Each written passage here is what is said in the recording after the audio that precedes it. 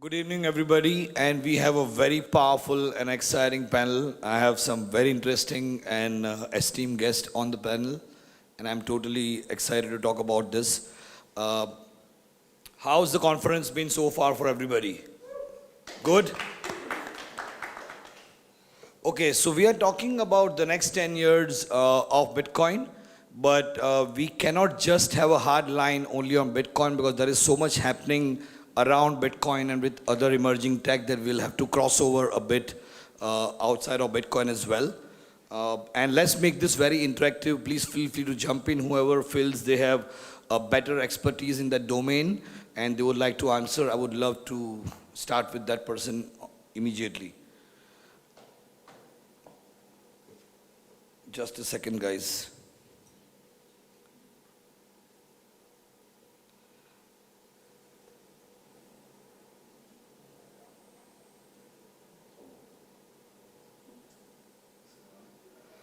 We changed a couple of formats, so I'm just trying to get the updated one because it needed to be approved by somebody, which has been approved finally. So, thankfully. So to start with, where do we see Bitcoin and all major cryptocurrencies in 10 years from now? When I say in 10 years, not just in value, but in adoption, in the real world usage. Oh, we have Adam back. Thanks, Adam, for joining us. It's a great privilege. So the first question is, where do we see Bitcoin and all the major cryptocurrencies in the next 10 years? And please feel free to share your quick vision. Do we have mic? Yeah, shall I go first because I've got the mic? Yeah. I see much wider adoption of cryptocurrencies generally because of the changing nature of the workforce. People are traveling much more, they're working much more in the intangible digital economy, and as a result, to reflect the changing nature of their work, we need more use of effectively borderless money. It's just so inefficient to pay people in national currencies if they are not specifically working in and living in one country. So the changing nature of the workforce is going to change the type of money that we use. And so with that in mind, but I see, Bitcoin will play a huge role in that.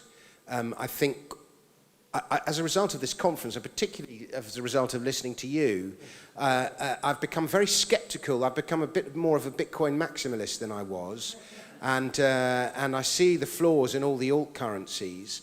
But at the same time, I'm also aware of moods, and a year or 18 months ago, Bitcoin maximalists were sort of ridiculed, and now the shitcoins are being ridiculed, and these trends can change, and so it might be that altcoins somehow stage a comeback, but there's increasingly going to be so much more adoption. I see huge potential in Libra, despite all the regulatory problems it's going to encounter, just because of the sheer size of Facebook's network, and particularly in Asia, where I think the regulators will just be too slow to stop it, sort of thing. And for many people, who get a smartphone for the first time and are able to start sending payments, I see Libra doing something similar to the M-Pesa, but on a much bigger scale. But generally, and I think eventually, national currencies will start going onto blockchains as well. But as the workforce changes and we become more international, national currencies are just going to look outdated and almost anomalous.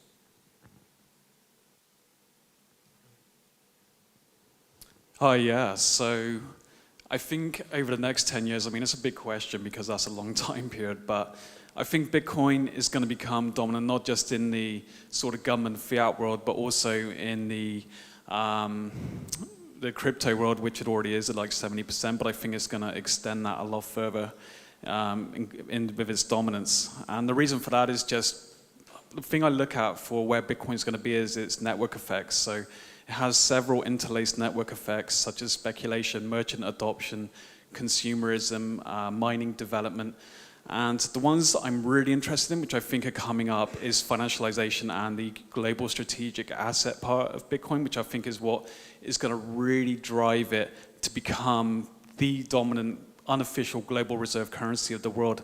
And the reason for that is purely because of the regulatory arbitrage, and I think it's going to make governments compete on a global scale to not only invest in it, but to also mine it and to create an environment that's going to attract all the businesses to their countries at a time when they're going to be desperate for any type of growth and employment when the legacy fiat system falls apart.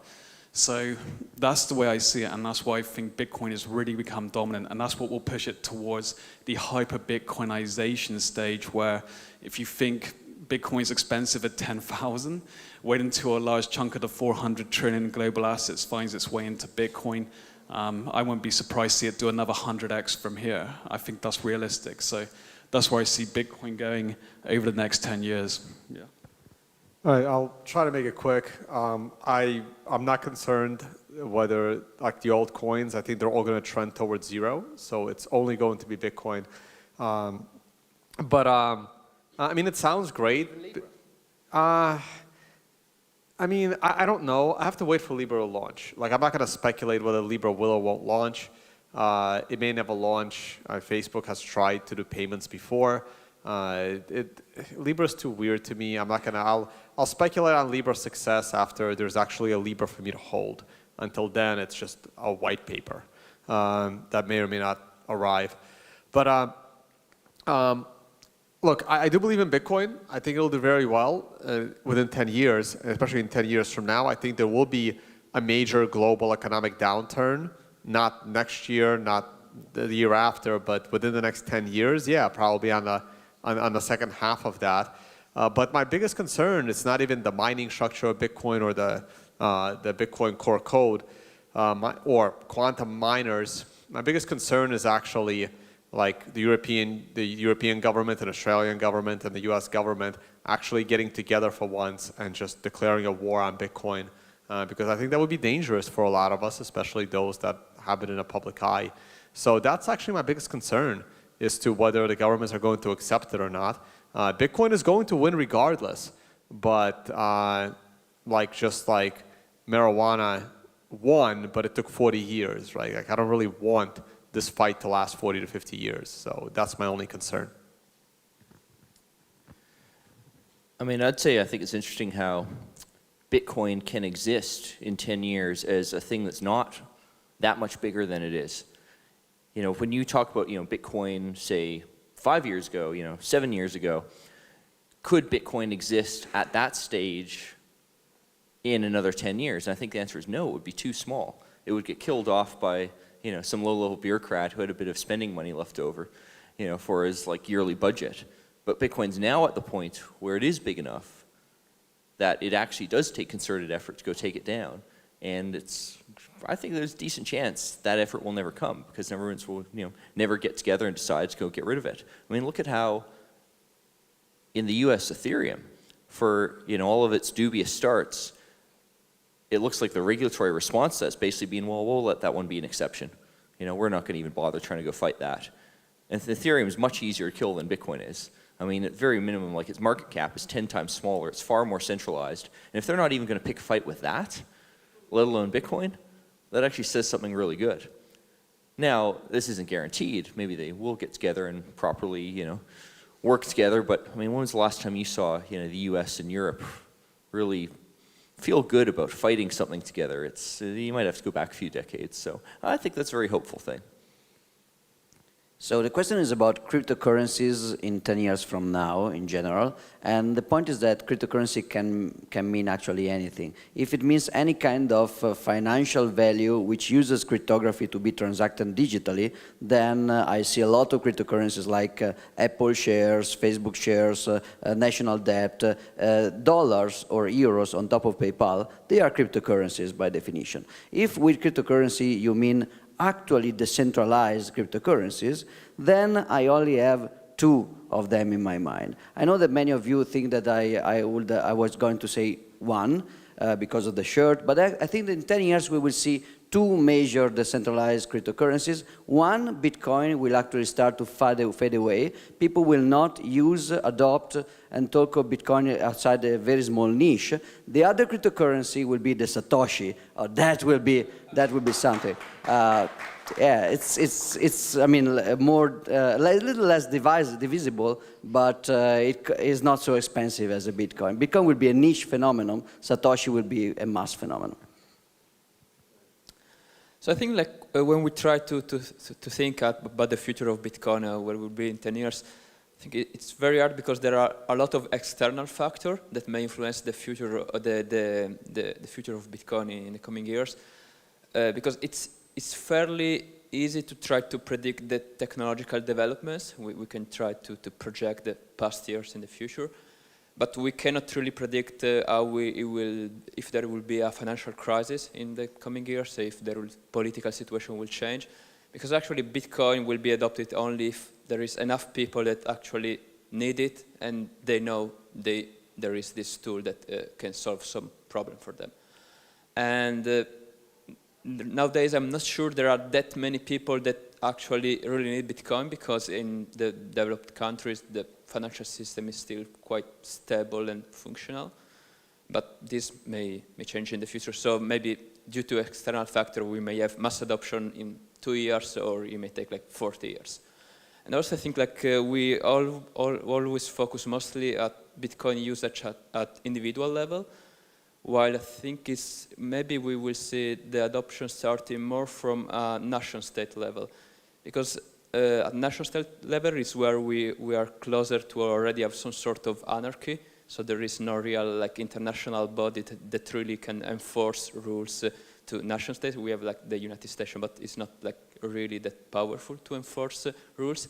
So in this, especially if the United States start to withdraw from international politics and become more isolated country, there will be more like some sort of more anarchy at international level.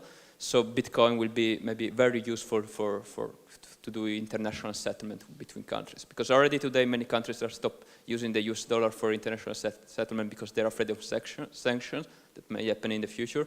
So Bitcoin could have a role there. So I believe that we will see significant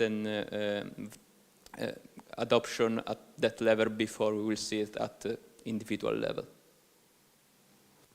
So I think if you look at why Bitcoin is interesting, so Bitcoin has many interesting properties, so different people will find different things interesting, but and those different reasons could be how they got aware of Bitcoin, but I think the interesting things are the things which are differentiated, which banks can't compete with even if they want to. Because if Bitcoin was about cheap payments, banks can price dump. That's what happens when people start new airlines. That somebody tries to start a new airline, the incumbent drops the prices very low, the new business goes out of business, and then they raise the prices again. So in the early parts of Bitcoin, some people got hold of the mistaken idea that Bitcoin was about free payments or cheap payments. And so I guess the success for them would be that Bitcoin would fail because banks would drop the payment fee to zero, and then Bitcoin would fall out of favor because it would be relatively expensive, and then they would put the fees back up.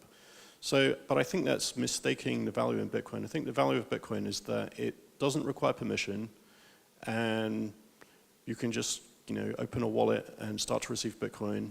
And it's a tool which helps people to understand more about money and control, so they can see that they can take more self-sovereignty and control and start to think about systems of control in the world and how that's a bad thing. So I think I would like to see more people form that realization and opt into Bitcoin.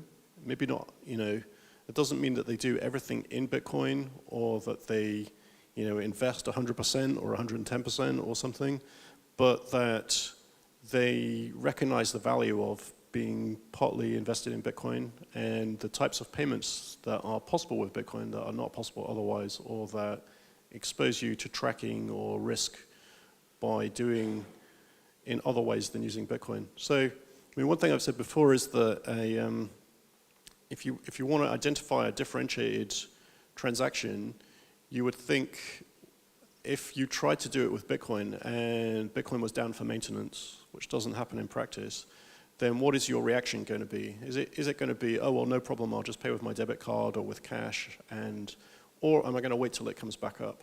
So if it's the transaction that you wait till you can transact with Bitcoin, that's a differentiated Bitcoin payment because you would only want to do it with Bitcoin. So you're relying on Bitcoin. Another way to look at it is what people will be willing to pay. So you can use the price insensitivity as a proxy for perceived value. So people will, if you said the transaction fees would go up, that would cause some people to say, well, I like it, but it's too expensive. I'll use my debit card instead. Well, the people that would keep paying the price clearly ascribe more value to being able to transact with Bitcoin. So obviously, we want Bitcoin to be as scalable as possible, so as many people who want to get the benefits of the unseizability and self-sovereignty to be able to avail themselves of that as possible. But we don't want to do that while destroying the self-sovereignty in the system, because that would be a kind of pointless exercise. So anyway, during the next period, I hope that there's a lot more development of scalability and privacy and fungibility and sort of finality and unseizability. So just Bitcoin becoming more Bitcoin, basically, and people using it for its real value as opposed to being oversold, on it being cheap or something that is not its core value. I think that's dangerous. If we get, tens of millions of users using it for confused reasons, they will start to complain and try to change Bitcoin to be what they were missold that it is. Thank you, Adam, and thank you, everyone.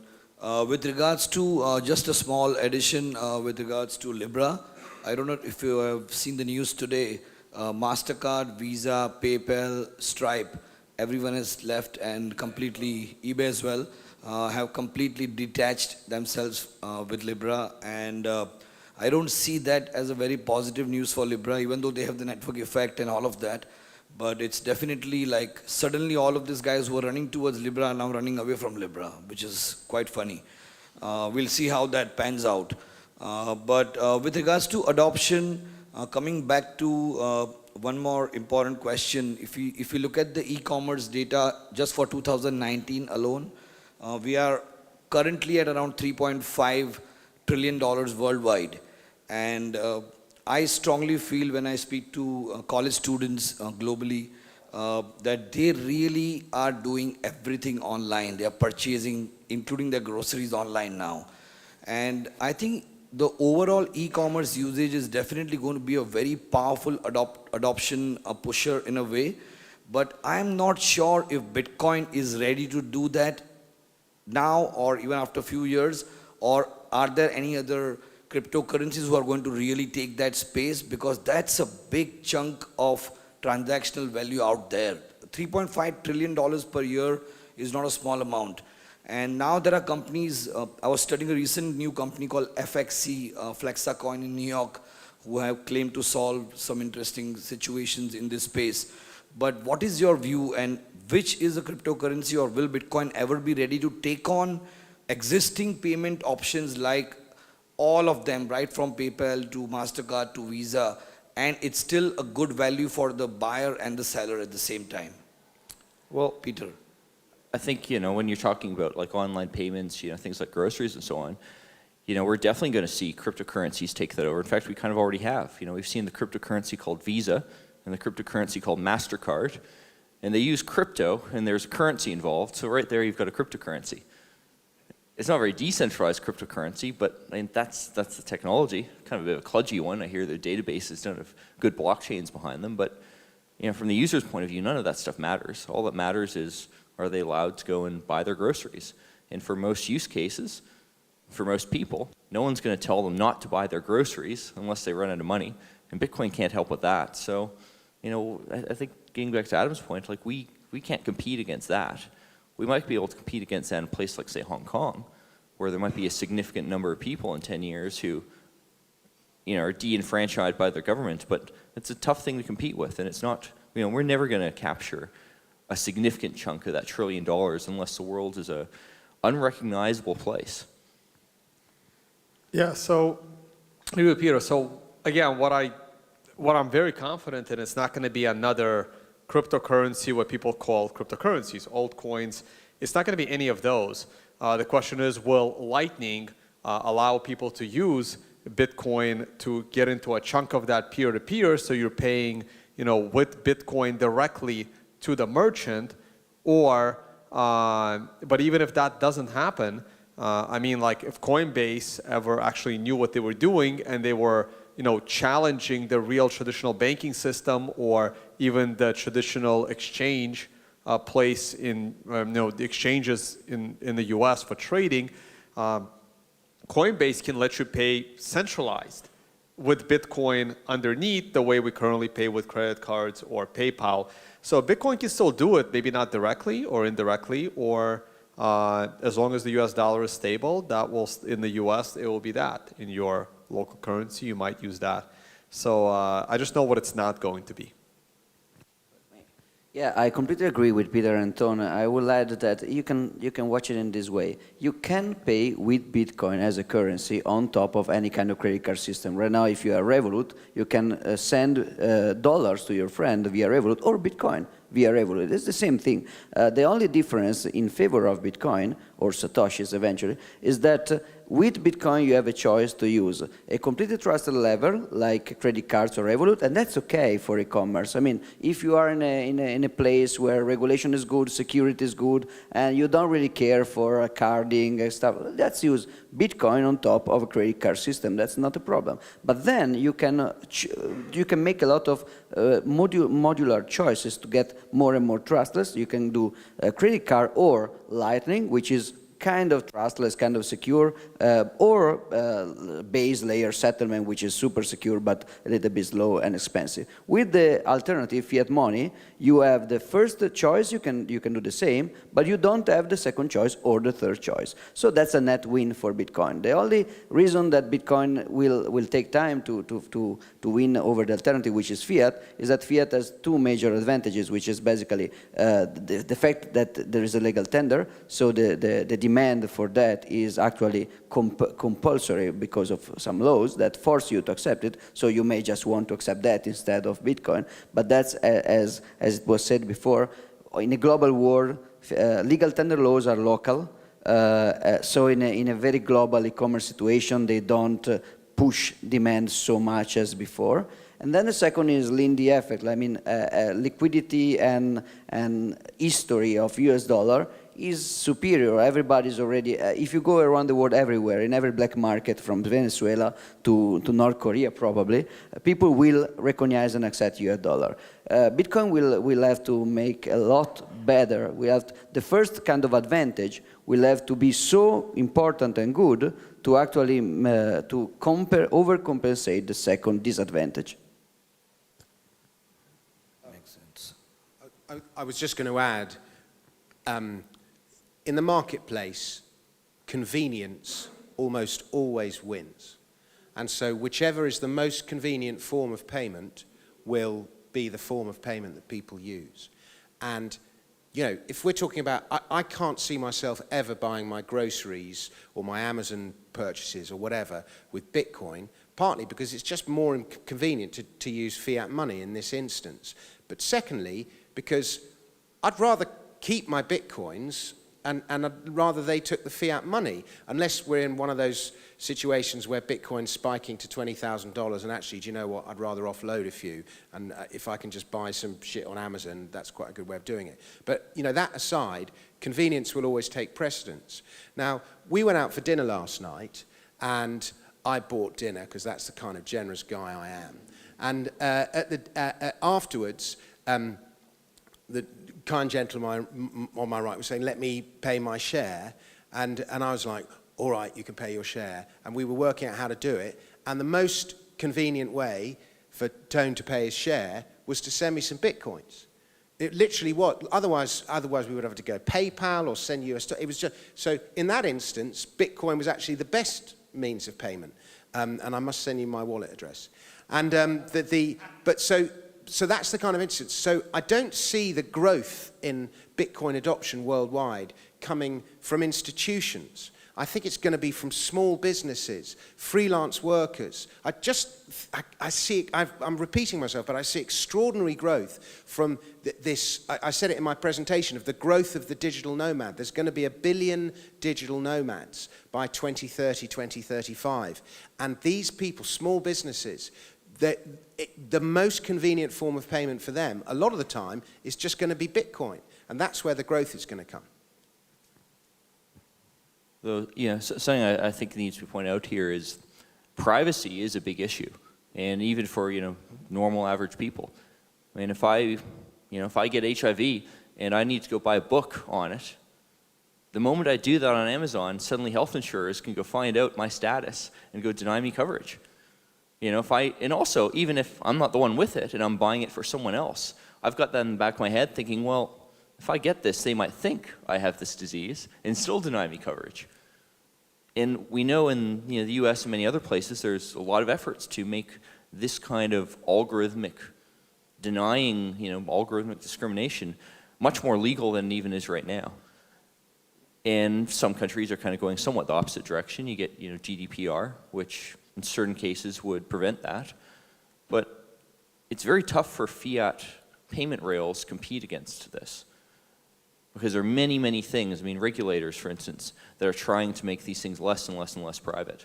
So while I don't, think you would necessarily buy everything with Bitcoin, I think it would be quite, very feasible for a very large chunk of the world's population to periodically use it for systems like this. Or, potentially, I'll say this hopefully too, we get alternatives that do use fiat and are maybe easier to go use, but actually provide privacy. Canadian government, as an example, actually tried to introduce something called a mint chip, which would, long story short, be an actually private way of one person paying another person digitally. Would have been very stiff competition to Bitcoin, and from what I hear, it kind of got shut down by the more authoritarian elements of the Canadian government. Bitcoin can compete against this. It's not a surefire bet. Governments can wake up and allow these things to exist. But it's much easier for Bitcoin to compete against this. I think Adam would like to share.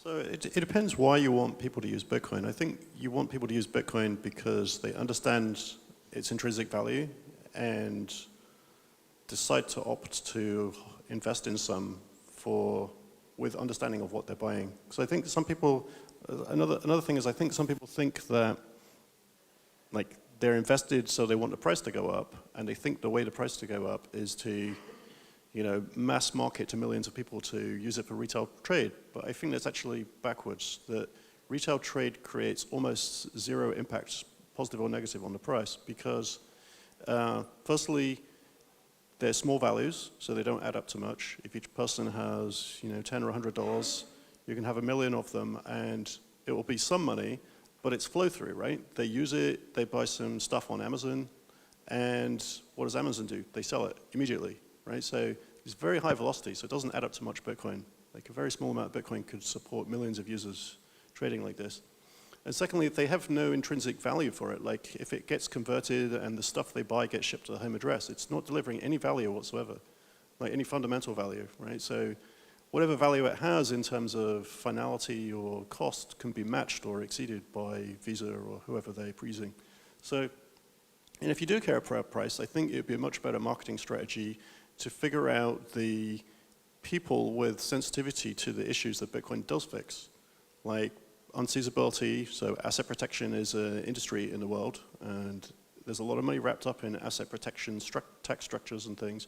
So reducing the cost of access to asset protection, that's a good one. Financial privacy, that's a good one. Bitcoin does lots of things that banks and financial institutions literally can't compete with. So I think if you want to sell it, you want to do some market research about where the people that value those things, what their watering holes are, where they read, where they talk to other people, and try to explain those, do some marketing about what Bitcoin does achieve, explain that better, make it easier to use, make it safer to use, and then you'll see people invest in it or use it for its real value, and that has a multiplicative effect. Then you get a network effect of higher value transactions that are very, very sticky transactions that have nowhere else to go. and we'll pay more for them. So I think that's the future of adoption. And I think getting stuck into, pushing people to use Bitcoin who don't really have a use for it is just leads to disappointment, right? Because you saw that in the last few years, there was a rush of like vanity adoption by merchants, so like it's hip, we accept Bitcoin, and then they removed it, and people are disappointed. Well, they're not disappointed because there was anything wrong with that. They're disappointed because it was a bad marketing strategy to try that. And that should have been predictable. So we should do it better next time. I actually kind of disagree on this point because yeah, it's true that merchant adoption won't drive the price up, and maybe it can look pointless to force merchants that may not be that interested to accept Bitcoin to start accepting it. But the merchant adoption also it's important in a way because it increases that usefulness of Bitcoin. So if I am a freelancer and Bitcoin seems to be the best option to receive a payment from a client, if I see that I can easily spend those Bitcoin for my daily expenses from merchant, that maybe they will sell it on the market right away, but still I can see that I can use that easily, I will be more happy to accept a Bitcoin payment. If I know that as soon as I receive the Bitcoin, then to pay for my expenses, I have to sell them on an exchange and then receive a bank transfer, and maybe there are also sort of complication. Maybe it's not as appealing anymore, even if Bitcoin itself it will be like a good option. So yeah, in a way, pushing for too much for merchant adoption, it may sometimes be not very productive because then the merchant, after a few years, that doesn't see much volume, stop accepting Bitcoin. But in a way, you need both. You need to start from something, and sometimes it's easier to talk with few bigger merchants than try to make all freelancers understand that Bitcoin is good. Yeah. So let me modify what I said. So I think the mistake is to force it on users that have no intrinsic value. Merchant adoption, so that people do have a strong value, have convenience of use, is great, and it's good for people who are traveling a lot or living in different countries. They can just avoid needing to use a bank or deal with local currency. So. Yeah. Oh, thanks. So yeah, when it comes to Bitcoin and e-commerce and people using it, I think at the moment what we have seen is the first network effect in Bitcoin being dominant, which is speculation. And I think this is what Dominic attested to a minute ago, which is that at the moment you have sort of Gresham's law where bad money drives out good money, so people are saving their Bitcoin and not really spending it, which is why I think the second and third network effects of merchant adoption and consumerism have been suppressed. But in the future, I think, especially if we have sort of even more inflation in sort of fiat currencies and Bitcoin reaches a really high value, then we're going to see the opposite, which is Tyr's law, where good money drives out bad. And I think that's the point where we're really going to begin to see more merchants accept it. And the reason for that is that the value will be much higher. So if you're going to make the business case that you want to adopt Bitcoin, and at the moment it's only like $200 billion market cap, but in the future it's like 2, 3, 4 trillion, then the incentive for big businesses to then adopt Bitcoin is going to be much greater and offer those services. And then at that point, one thing I'll be looking for is something called margin compression, because once you have massive retailers adopting Bitcoin and they're starting to remove the cost of transactions that they have with the legacy system, then more and more retailers are going to have to follow their lead, because the big retailers that adopt it will be able to reduce their prices by passing on those savings for transaction costs. And at that point, other retailers are going to have margin compression, and then they will have to then adopt it as well. So what you might see then is a massive waterfall of adoption. So it could be, again, one of these network effects which goes from very slow to very fast suddenly. And so that's something that I'll be really looking forward to with the e-commerce. And I think Bitcoin can scale to get there, because from what I hear, Lightning could take Bitcoin up to something like 100,000 transactions per second. And, MasterCard is like 40,000, Visa's 20,000. So you've got something here which could easily onboard all the existing activity which happens in the legacy system. And yeah, so I think that is coming. But I think it's just going to be one of those network effects that comes in a little bit later. I think that makes sense. My extended question to that question was that do we need the Instagram, Snapchat moment from the industry players What I mean is Amazon going to come and say tomorrow or maybe in 6 months or 1 year that guys, we accept Bitcoin? And I think that will really change in a big way everything, because the biggest global online merchant accepting Bitcoin or possibly any other cryptocurrency will automatically make people think, learn, know about what is this new mode of payment. Do we need that? Is it going to happen, or we don't need it?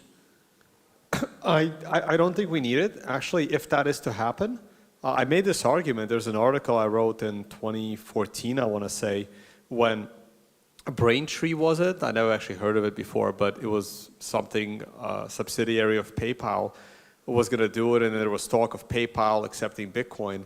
If Amazon starts to accept, that's not what I want to hear. Like, I don't want to hear Amazon's accepting Bitcoin. What I want to hear is Amazon has employees in India that it wants to start paying in Bitcoin. I mean, that's what I want to hear. If I hear Amazon's accepting Bitcoin, I'm like, oh, there goes a crash in the price, because now all these people have a place to spend it, and Amazon is just going to sell it. That's really not what I want to hear. I want to hear them paying out some bonuses. They have a bunch of employees. They have a bunch of people that are demanding that they start paying them. And now they're accepting it because they want to they're not actually going to instantly convert it. Or they would allow merchants selling on Amazon to sell for Bitcoin, and they're just a middleman moving that Bitcoin from the buyer to the seller. That's what I want to hear from Amazon. Or Netflix popping up a QR code anywhere in the world on your TV, so you can just pay in Bitcoin to watch a movie. You don't even need an account. You don't need a subscription. Just offer it a la carte. I don't understand why they haven't even thought about this yet. Makes sense. If I may add something, so I think that regardless of the fact that we want that or not, I tend to agree with Tone, but the point is that it's also very unrealistic that the momentum of the adoption will come from incumbent, at least for a while, because incumbent has a cost structure which is shaped around existing paradigm. So usually when you have a paradigm shift, you don't have the incumbent as the first one to adopt. First you have some outsider taking advantage of the asymmetry brought by the technology. So if you have Gutenberg inventing the printing press, you know that you have like amanuensis monks copying books for 1,000 years. They are the best at what they do. They are very good at copying books by hand. They are not the first people you wait for adopting the printing press, because they already perfected their all their structure, their social technical cost structure is shaped around existing technology. When something different happens, Mr. Gutenberg will probably leverage that as an outsider who cannot afford to hire a lot of monks, even because you cannot hire monks usually.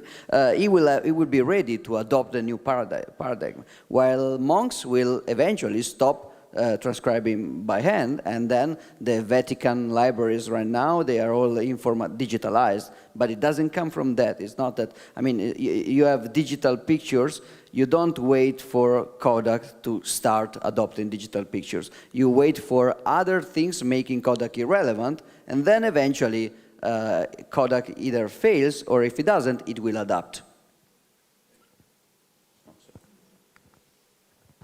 I mean, I don't think we should look to big companies to innovate. Big companies are followers. They're the next dinosaurs. So I think it's much more exciting and interesting to see circular trade in Bitcoin, a Bitcoin circular economy developing, and Lightning to function well kind of depends on that as well, because you don't want to see funds leaving the system because then you have to re-enter them. They need to recirculate, and you need Lightning exchange integration. So I mean, I think somebody in the last day or so gave some statistics about the number of people who are digital nomads today. So for example, let's say all digital nomads got paid in Bitcoin, kept all their money in Bitcoin, and transacted and traveled entirely with Bitcoin. And that becomes double-digit percentages, and it grows from there. It's already 50%. 50% of digital nomads operate in the crypto economy to a greater okay. Yeah, the stat I didn't know was what percentage of the workforce in general, global workforce, is nomadic, or can work for Bitcoin, basically. The estimates are for 1/3. Sorry.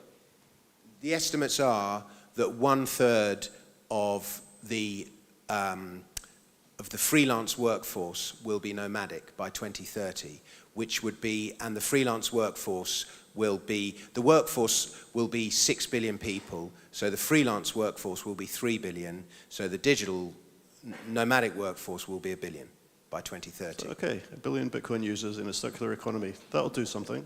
Yeah, So what, I think I'll that's. say. I think we should focus on planning for that and making that scale, making it secure, and helping them understand why that is a good thing to use and why. Yeah. Yeah, and in addition to that, you sort of have to remember what Bitcoin is, and continuing this theme of convenience, you know, it was originally designed to be cash for the internet. And what do we use cash for? We use cash for small payments, we use cash for quick payments, we use cash for convenient payments, we use cash for private payments. But in Western societies at the moment, just 3% of money is cash. 97% of money is now digital. But if 3% of internet transactions were Bitcoin, that's a pretty big number. I would contest the sentence that we use cash mostly for small payment. Actually, we use, especially in the Western world, we use mostly electronic IOUs like credit card for small payment, and cash is used mostly for settlement. Not below about 50p.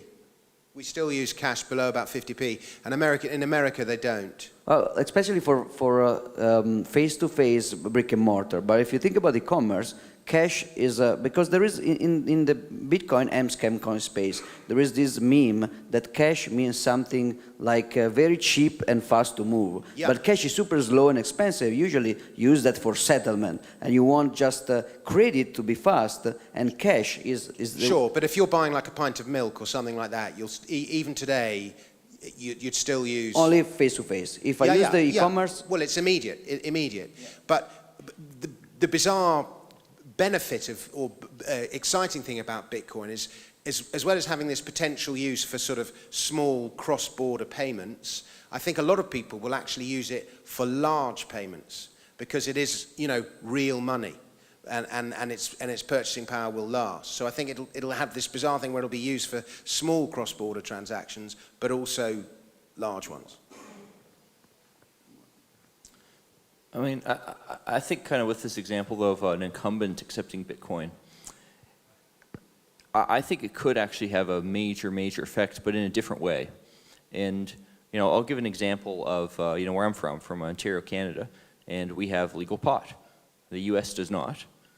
And in Ontario, it's a government-run store that goes and sells you your pot, and when you get to the end of the checkout process, it goes and asks for a Visa or MasterCard. And that transaction details go straight off to US servers that the US government can get access to very easily. There's no rights in the US to protection of your data if you're not a citizen. There's a little bit of rights if you are, but if you're not, there's zero rights. They can just get the data with no effort. And if you had someone like, say, the Canadian government, specifically Ontario government, saying, well, we're going to accept Bitcoin because this is not private enough, I think that would be a major effect, not so much for Bitcoin, but rather for the more fiat currency world, which would have to compete.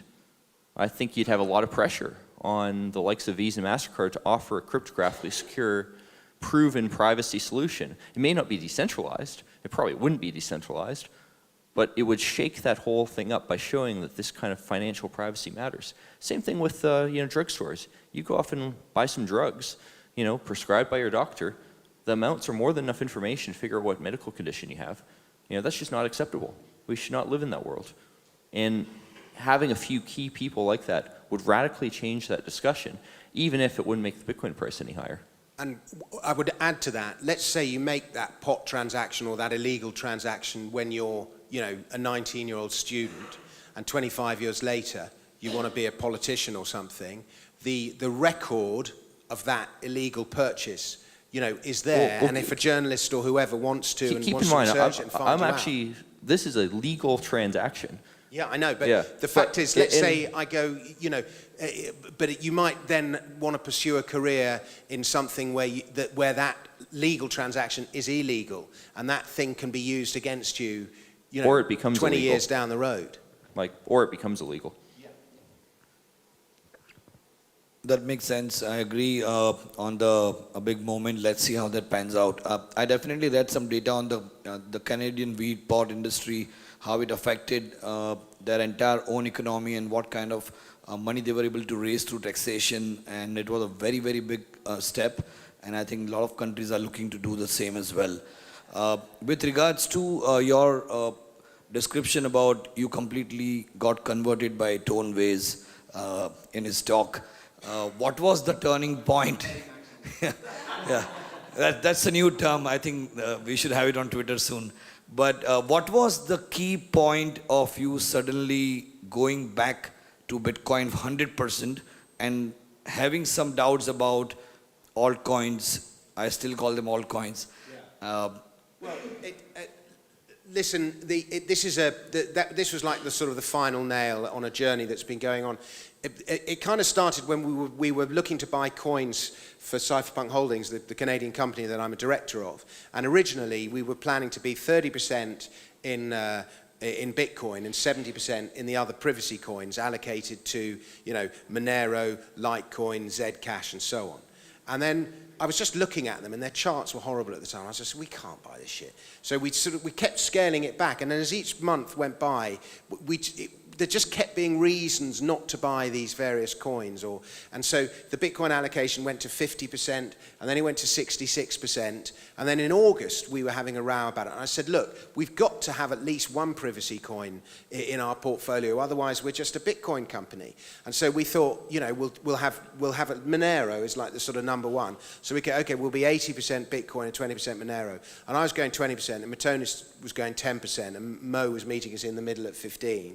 And then, we bought some Monero, and then we had to sell it because we were audited at the end of September, and the auditors wouldn't accept our Monero holdings for some reason. So we had to sell the Monero to buy it in Bitcoin. And then, so we're now 100% in Bitcoin. And the guys are going, well, look, the Monero price has fallen versus Bitcoin since we sold. We should buy it back, and we've made some Bitcoins on this. And I'm going, well, it's going to fall further. We just want to hold this one out. And so in the end, we've gone 90-10.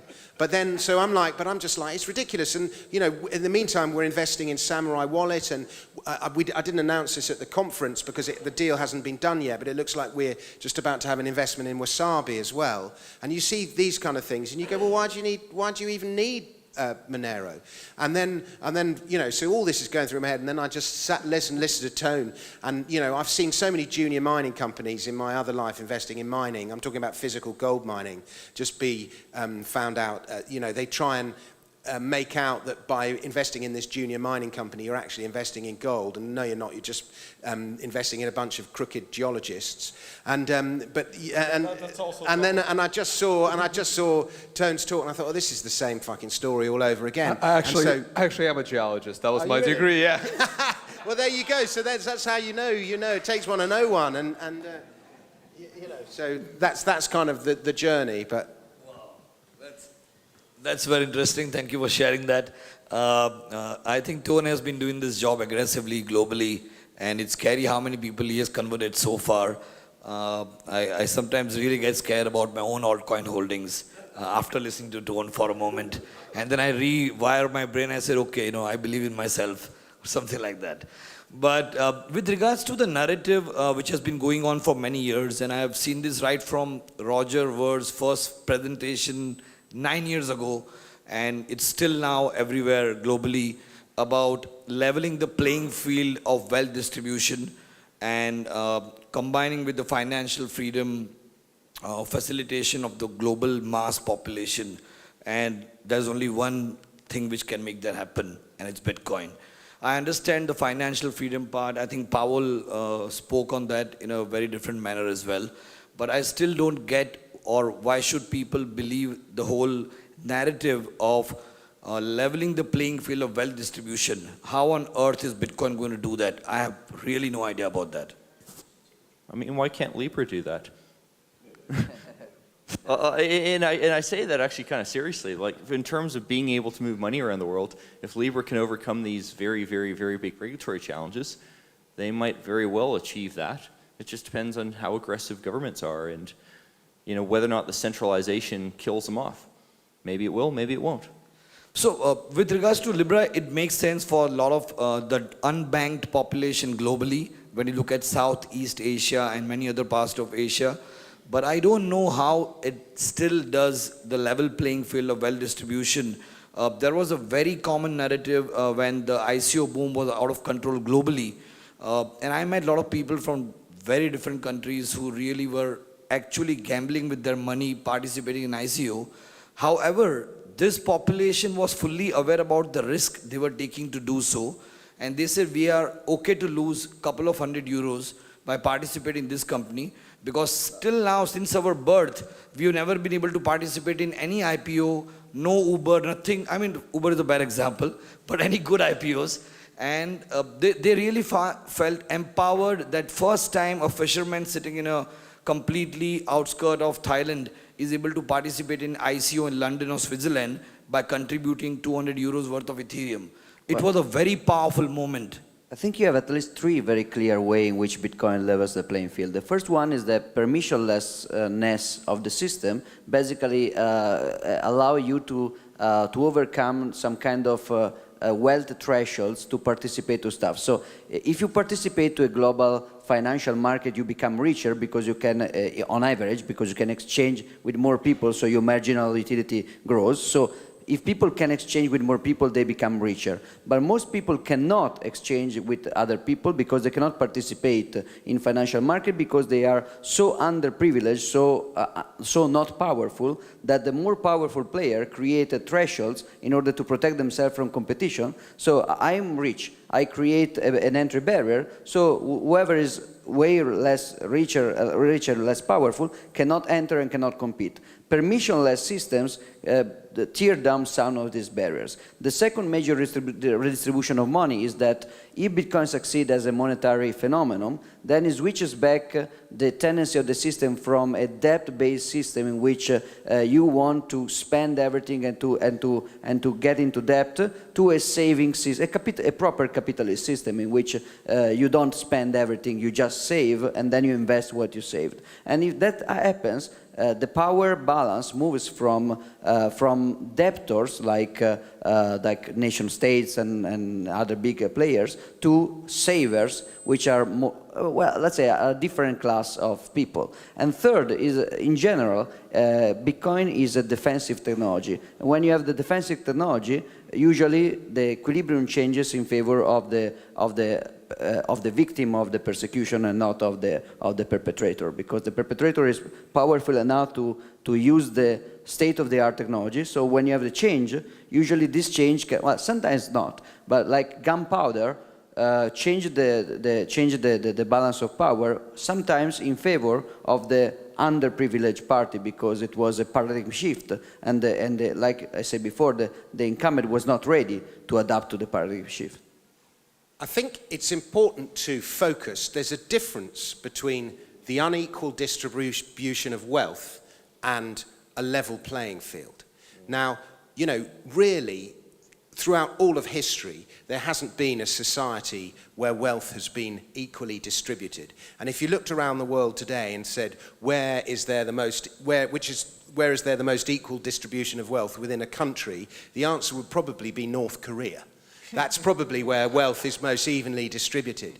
So instead of focusing on wealth being evenly distributed, and in fact, if you look at Bitcoin, the allocation of who owns the Bitcoins, it's you know, those few early adopters have got an extraordinary allocation of Bitcoin in their favor compared to everyone else. I think the wealth of Bitcoin is even more unequally distributed than all the wealth statistics you get from Oxfam each year about land ownership worldwide. And more important than the equal distribution of wealth is to focus on instead the poorest people in society being much higher than they were, being much better off. And so, for example, you even get that with Bitcoin. You know, I might own very few Bitcoins compared to Satoshi Nakamoto, but the fact that I own a few Bitcoins has made me much richer than I would have been if I didn't own any Bitcoins in the first place. So that's one way in which Bitcoin's going to help it out. But the other way, and just following on from what you said, Giacomo, is the fact that we have a society where the worker is taxed much more heavily than the asset owner. And as a result, you have this imbalance between the asset owner and the worker.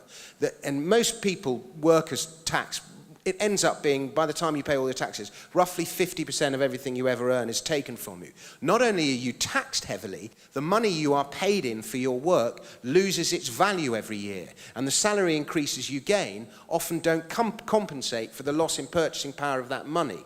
But if workers are being paid in a money that not only holds its value, but actually appreciates in value, then you see a massive change in the power dynamic. So that is how Bitcoin will not solve that problem, but help solve that problem. Yeah, I want to add to that real quick. So, agree with pretty much everything you said. And Bitcoin levels the playing field the way internet levels the playing field, right? Like you have access to it and you don't need permission to use it. And people have access to the internet and you have access to YouTube and you can learn anything useful. So many useful things you can learn from YouTube, but instead most people just watch insanity on there, right? So it'll level the playing field if you care to look into it. Now, I have never been on this Bitcoin will bank the unbanked train. I've never got onto it. I was always the contrarian on that panel, saying I'm not really here to bank the unbanked with Bitcoin. I'm here for the middle class and actually the richer people in society to protect their wealth from the government that wants to seize their wealth so they can go and build the next Microsoft to help the unbanked in the same way that holding a little bit of Bitcoin for them versus holding Satoshi. I just don't see how a person in India or a person in the Philippines spending their only $20 on Bitcoin is going to somehow revolutionize the Bitcoin space. But some guy that may have 200,000 like Cyprus events where half your wealth just gets confiscated because it's sitting at a bank, that wealth could have been used to build some kind of a company. And just one more note on investments. I also think it's a very scammy practice to talk about how people that are like, I don't want to say poor people necessarily, but people that don't have a lot of money, to give them access to investing in ICOs by saying, well, the rich get richer because they can invest in these speculative companies. And that's completely ridiculous. If you are unbanked, the last thing you should be doing is investing in ICOs. That's really the last thing you should be doing. You should be figuring out how to get banked. On the flip side, if you are unbanked and someone is telling you, you can ICO your idea, and then people will give you money, if you can figure out how to ICO your idea as an unbanked, you should be able to figure out how to get banked. It just doesn't make sense to me at all. Also, when we talk about this banking the unbanked, there's very different meanings to what the word banking means. Some of it's about debt, some of it's about access to moving money around. Now, there's certainly a big chunk of the world where the problem they face is being able to move money around.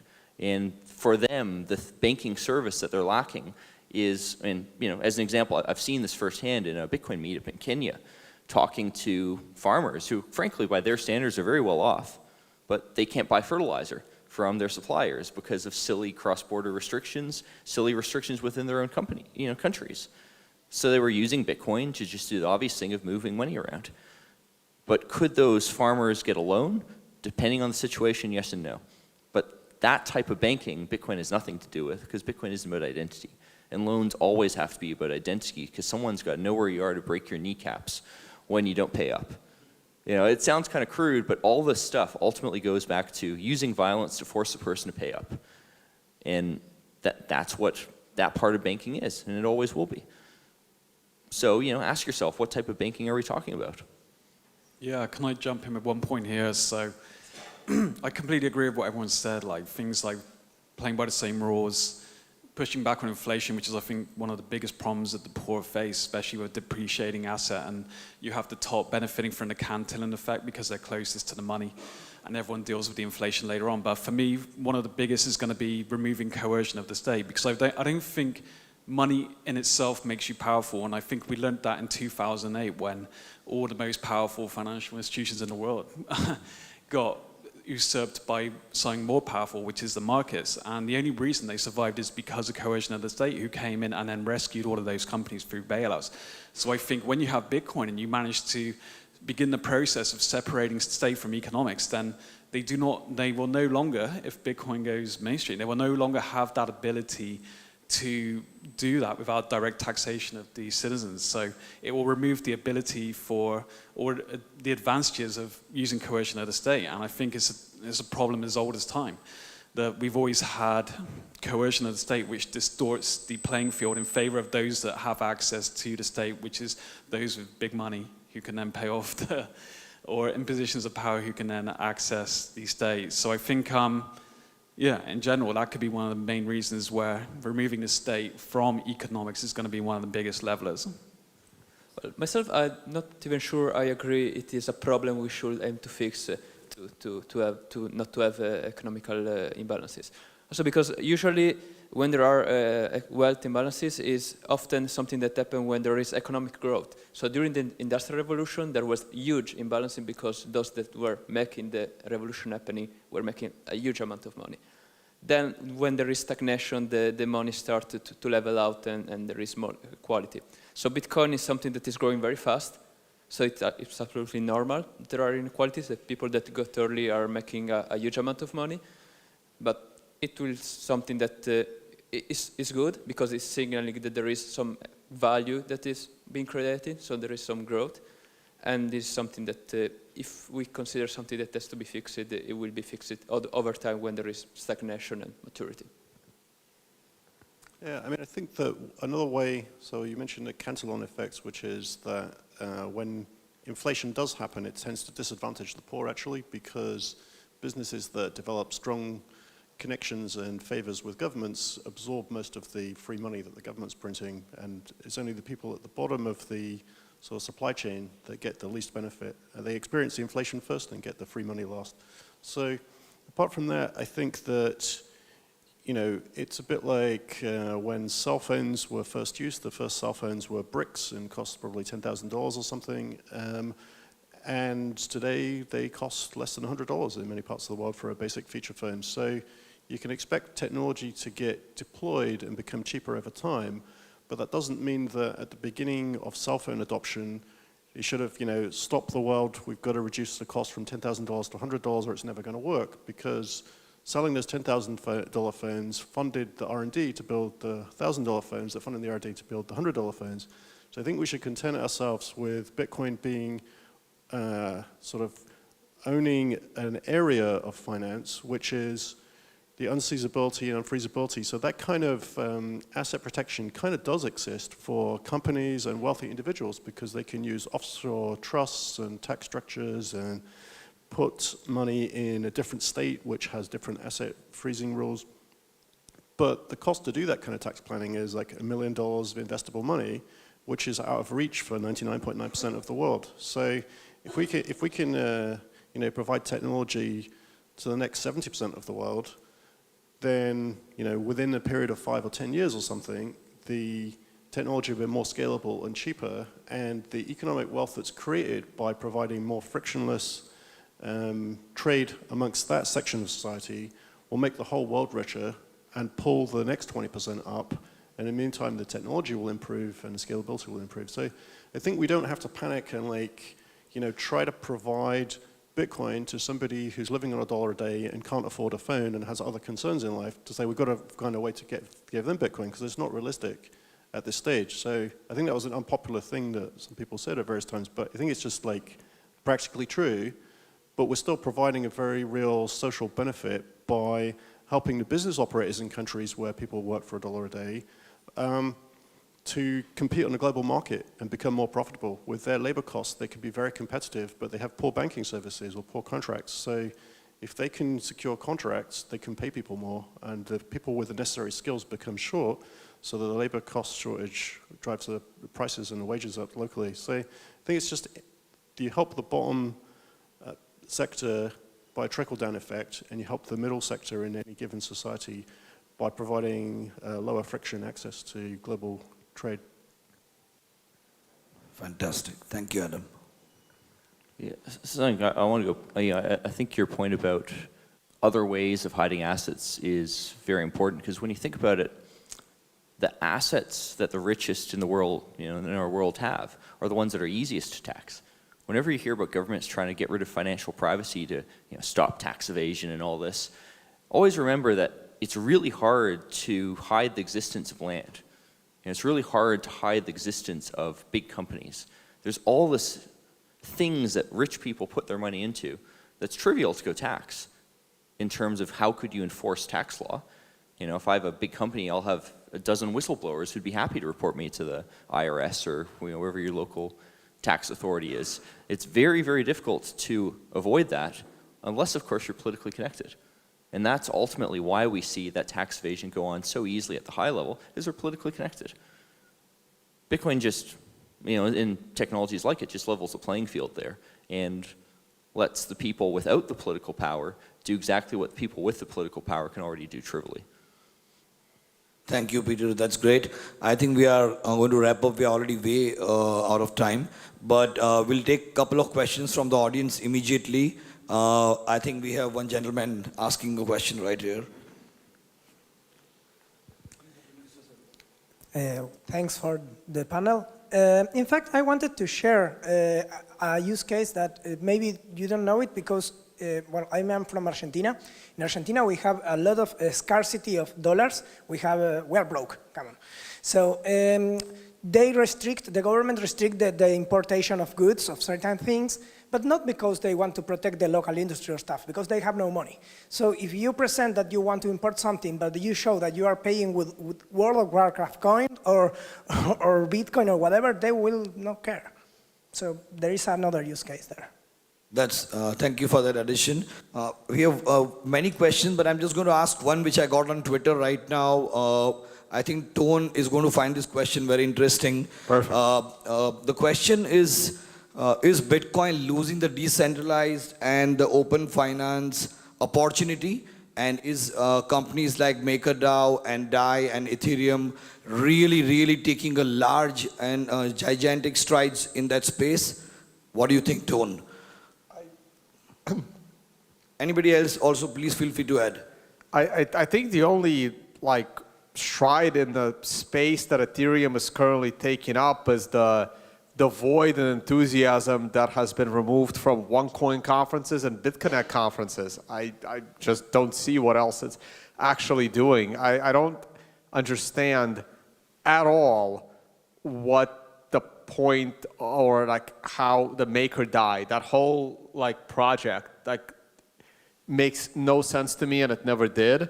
And Ethereum can't scale. I mean, whatever MakerDAI token is, it will stop functioning, or they'll realize, like Tether, that $250,000 is spent on transaction fees every month, by a single company, which to me is centralized, no matter how much the MakerDAO creator or creators say that it's not.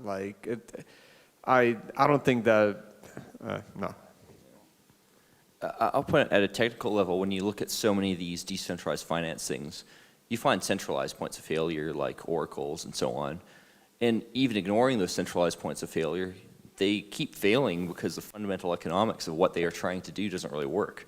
When you go see eye-popping 30% interest rates, that's a serious sign that this isn't a real thing. This is going to collapse under its own weight. There's something wrong here. There's no reason why you should be getting these interest rates out of there. And sure enough, some of them have gone and failed as the fundamental economics of their crazy, end level of meta financial engineering fails.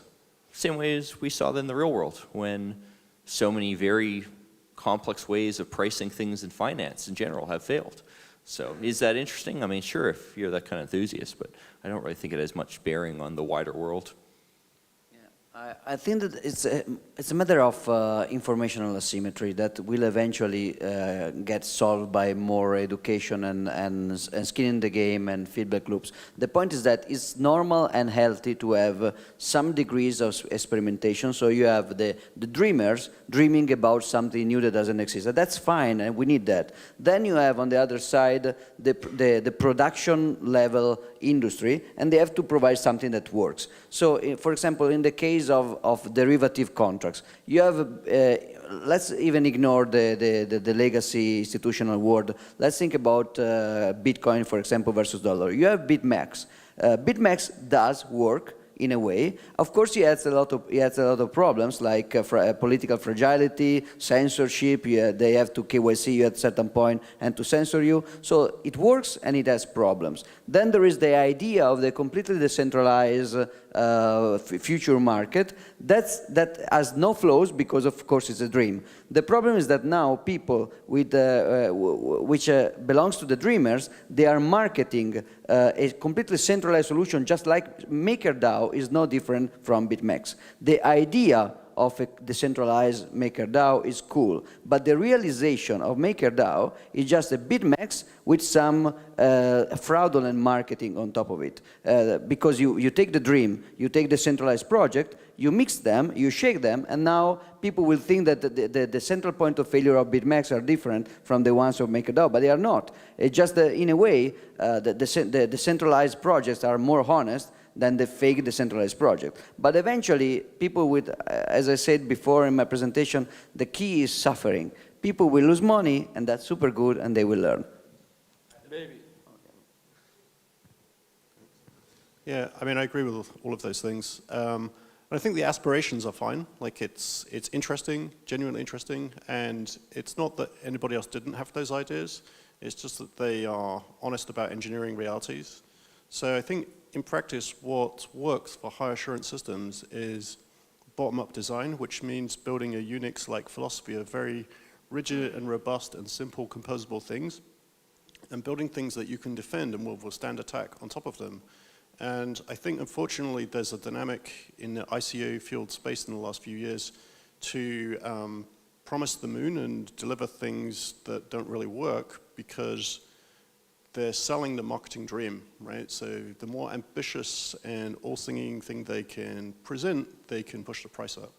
And of course, they've got no hope of implementing it.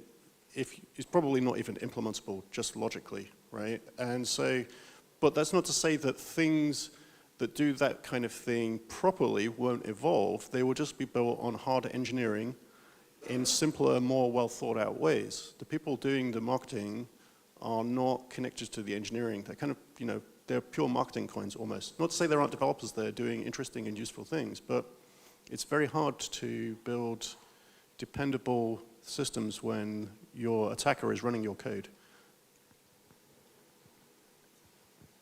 I think a problem we have in this whole space is acceptance of dishonesty. And yeah, I think this kind of comes out of there's just a lot of fraud out there. And the people who are participating in that, they need to go and accept it. And they need to kind of let their friends do it. I mean, I was just amazed when I read the Libra white paper and it said straight up, it's a decentralized system. I'm sorry, it's not. That's just fraud. In any sane world, there'd be 100 people on Twitter complaining about that from their own community. But that didn't happen. So be careful. Just a flash. I agree with you, Peter, but in a way, the standard that we would like to see in the Bitcoin world are better than everything in the normal marketing outside. So if you find like a snack, and there is like the most tasty snack in the world, that's actually fraud at the same level of decentralization of Libra, because it's not the most tasty and healthy snack in the world. But we don't care because I think that, yeah, what happened is that in the outside technology, people normalize the normalization of fraud, so you know the marketing guys are going to lie, so you don't believe what you read. So the problem of Libra is not that the marketing guys in Libra are lying, because everybody's lying in marketing. The problem is people with huge information asymmetry, they believe that if it's written in a white paper, then it's somehow true. So we will probably grow out ignoring technical claims like we do in food industry or fashion industry or whatever. I mean, when I worked in engineering, you know, I never once read a white paper that had a lie in it. Might have been misleading, but it was never a lie. Yeah, I think I said this a long time ago. I think like when it's all said and done, Satoshi might have another legacy of ruining the term white paper forever and ever and ever. No, I just want someone, for those watching the live stream, I just want someone to quote Peter by saying like the problem with the crypto space is acceptance of dishonesty. I think that was a really, really great quote. And I just want to comment, like I come from a traditional finance space working on Wall Street, and I know it has a really bad rap. And but what I realized after coming into the crypto space is that while I was on Wall Street, anyone I had ever interacted with, I had already, like, it's assumed and true that that person is intelligent, and I don't know if graduating university is necessarily a sign of intelligence, but it's not the other way around, right? Like, at least I know this person went to university and the person has moved up, you know, the private sector. So running into like a random crazy while working in finance or on Wall Street is incredibly rare. And where I ran into, like in the crypto space, was someone is telling me about their project, and the first thing I got to figure out is, did this guy even graduate high school? Or did he drop out of high school because it was too easy for him, or because it was too hard for him? And usually it's the latter. And like that's the kind of thing that I never had to think about before I got to crypto. I have to figure out, like, is this person crazy or not? Guys, thank you for everybody's value additions and answers. I think Adam wanted to add something to that one, and then we can wrap this up and thank everybody. Yeah, I mean, I was just going back to the honesty in advertising topic. So it's, you know, one of the legacies of Ethereum, which is now competing with dozens of clones of itself, is in finding creative ways to attack honesty in engineering. So, you know, the topic we were talking about there, about maximalism, is just an attempt to normalize dishonest marketing, actually, when you get down to it. It's very difficult to articulate against, which is why it was a clever marketing strategy. But that's what it is. It's a way to normalize dishonesty. Now, really finish. That's a clever difference, because indeed, in a normal market like food, you can have the pasta which says that it's the healthiest and tastiest pasta in the world, which is a lie. But then if a nutritionist expert says it's a lie, it doesn't get attacked as a maximalist. So probably the level we have to, probably marketing guy will not stop lying, but at least they will stop complaining if some expert will point out a lie. That will be already something. I've got a solution to the problem not only of inherent dishonesty, but also to the problem of nut jobs, cranks, crooks, and mental cases, and that is more regulation in the sector. Again, one last quick thought is that, like, the other thing that kind of frustrates me when it comes to like the Bitcoin and then all the other, another great quote, Ethereum is competing with a dozen clones of itself, but which is really true, is that like when it comes to people criticizing Bitcoin, they will find the smallest, most obscure theoretical threat to Bitcoin, and they talk about it like it's fact and how it's imminent to happen. But on the flip side, you can point out the most obvious, easily to do threat on an altcoin, and they're like, oh, that's just a theory. That's not going to happen. Guys, thank you so much for all the value addition answers. Big applause and thank you to everybody. A special thanks to Agatha, Istefan, and Nind for putting it all together, and for the Cluj-Napoca audience for supporting this. Thank you, guys.